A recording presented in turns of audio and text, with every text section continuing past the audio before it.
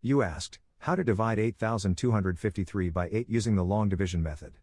8 divided by 8 equals 1. 1 times 8 equals 8. 8 minus 8 equals 0. Bring down 2, making 2. 2 divided by 8 equals 0. 0 times 8 equals 0. 2 minus 0 equals 2. Bring down 5, making 25.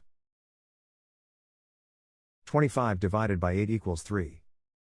3 times 8 equals 24. 25 minus 24 equals 1. Bring down 3, making 13. 13 divided by 8 equals 1. 1 times 8 equals 8. 13 minus 8 equals 5. The remainder is 5. The final result is 1031 remainder 5.